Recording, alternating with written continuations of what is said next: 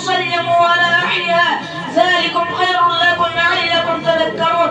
قال النبي صلى الله عليه وسلم إنما جعل الاستئذان من أجل البصر. صدق الله العظيم.